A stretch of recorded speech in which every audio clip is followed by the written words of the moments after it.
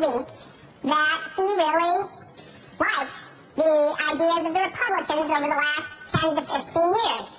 Now, let's talk about Ronald Reagan. What you just repeated here today is patent. Wait, no, you just spoke for 2 minutes. Ronald Reagan. You said two things. You talked about admiring Ronald Reagan, and you talked about the ideas of the Republicans. I didn't talk about Ronald Reagan.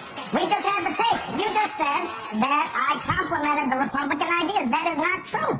What I said, and I will provide you with a quote. What I said is that Ronald Reagan was a transformative political figure because he was able to get Democrats to vote against their economic interests to form a majority to push through their agenda, an agenda that I objected to because while I was working on those streets, watching those folks see their jobs shift overseas, you were a corporate lawyer sitting on the board of Walmart. I was fighting these fights.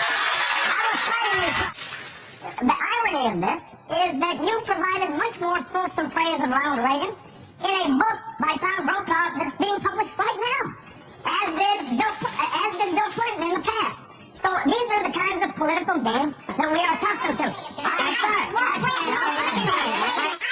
just want to be clear about this. In an editorial board with the Reno newspaper, you said 2 different things because I have read the transcript. You talked about Ronald Reagan being a transformative political leader. I did not mention his name. Your husband did. Well, I'm here. He's okay, well, I can't tell who I'm running against this time. I was fighting against those ideas when you were practicing law and representing your contributor, Resco, in his slum landlord business in inner city Chicago.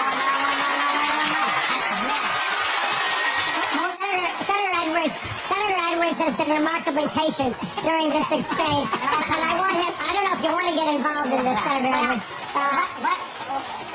What I want to say first is, are there 3 people in this debate? Not 2.